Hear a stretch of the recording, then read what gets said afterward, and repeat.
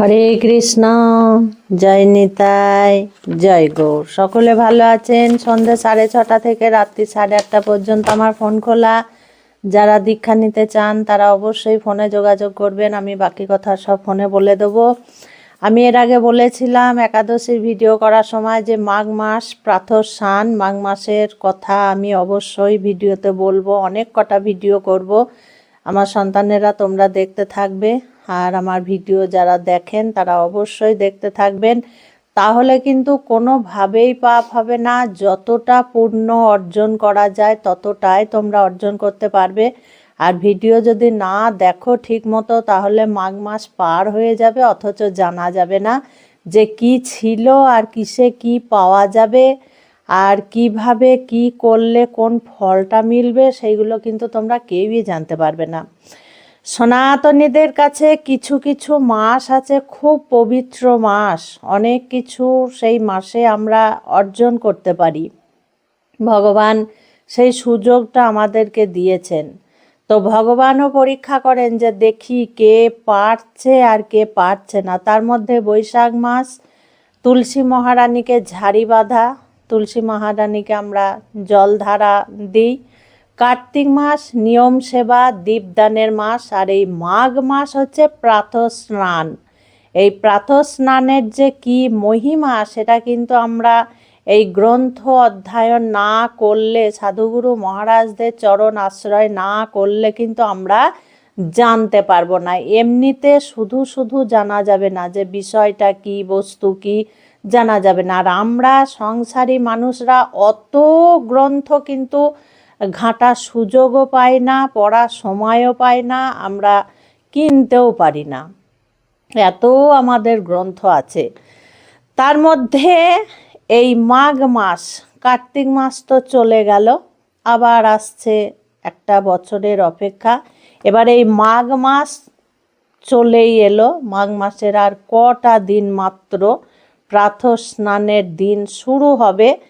তো ঠিক সেই রকম যারা গঙ্গাসাগরে যেতে পারবেন না, তাহলে তারা কি গঙ্গাসাগরের স্নান থেকে, মকর সংক্রান্তি স্নান থেকে দূরে থাকবে?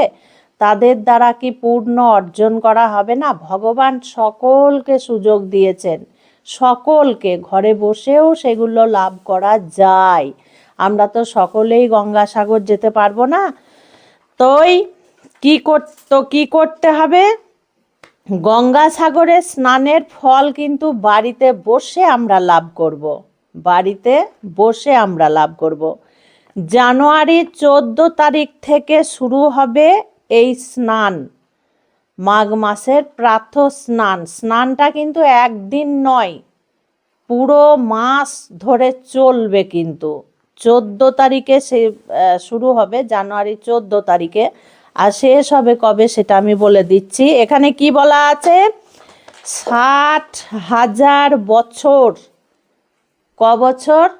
60,000 বছর কুরুক্ষেত্রের জায়গায়, পবিত্র জায়গায়, কুরুক্ষেত্রের পবিত্র মাটিতে বসে যদি আমরা জপ করি, তাহলে যে ফলটা আমরা পাবো, এই মাঘ মাসে প্রাতঃ স্নান করলে সেই ফলটা আমি অনায়াসে পেয়ে যাব। আবার কি বলেছে? এটা কোথায় লেখা আছে না, পদ্ম পুরাণে এটা লেখা আছে।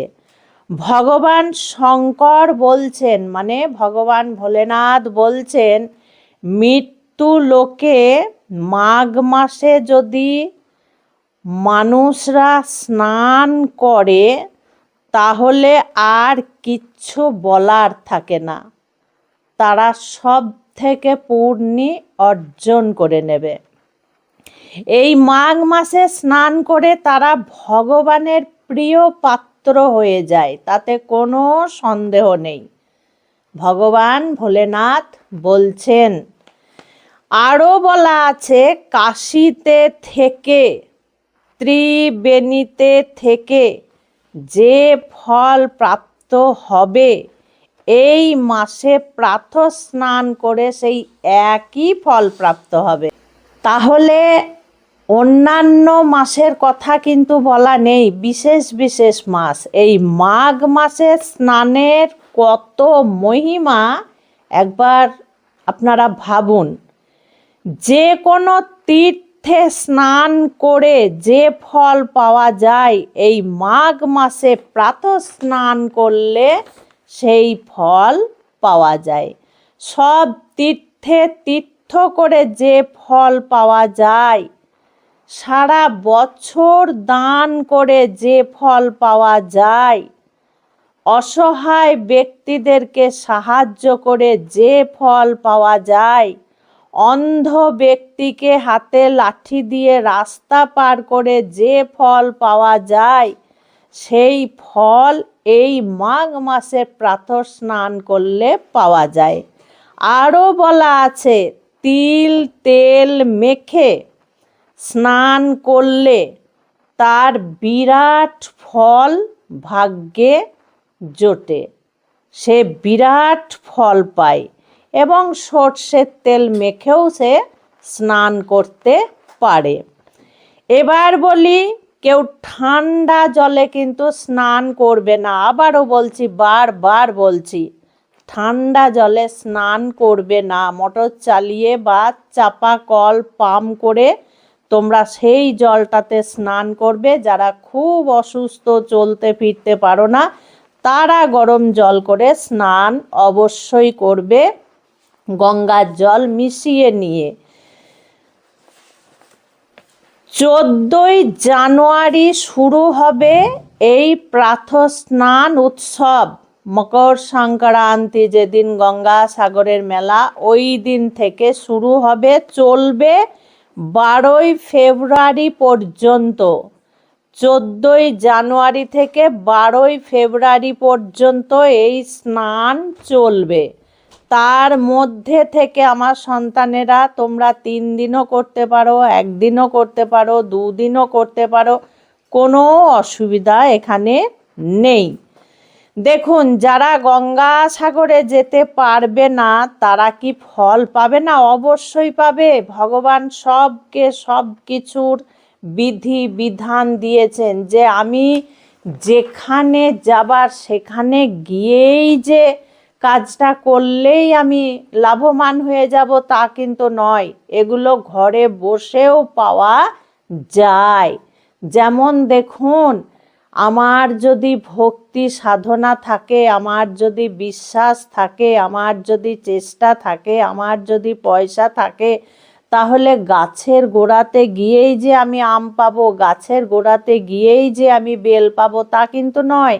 আমি ঘরে বসেও পেতে পারি, অবশ্যই আমি ঘরে বসেও পেতে পারি। এবং আমরা পাইও তাই। যে বেল নেওয়ার জন্য বেল গাছের গোড়াতেই যেতে হবে সেটা কিন্তু হয় না, আমাদের সেটা বলা যায় না, আমরা ঘরে বসেই পাই। ঠিক সেই রকম এই সমস্ত পুণ্য অর্জন করতে গেলে হ্যাঁ, কিছু শাস্ত্রতে যে বিধিবিধানগুলো দেয়া আছে সেইগুলো মানলে আমরা অবশ্যই বাড়িতে বসে সেই একই ফল পাবো।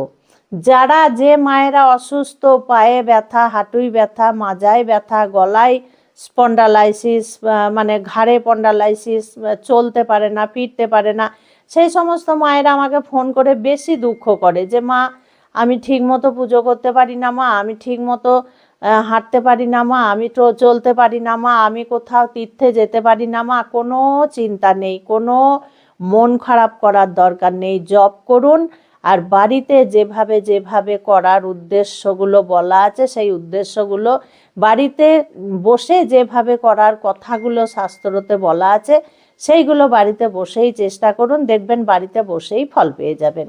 খুব ভালো থাকবেন, সুস্থ থাকবেন। মাঘ মাসে প্রাতঃ স্নান আপনারা শুরু করবেন 14ই জানুয়ারি থেকে।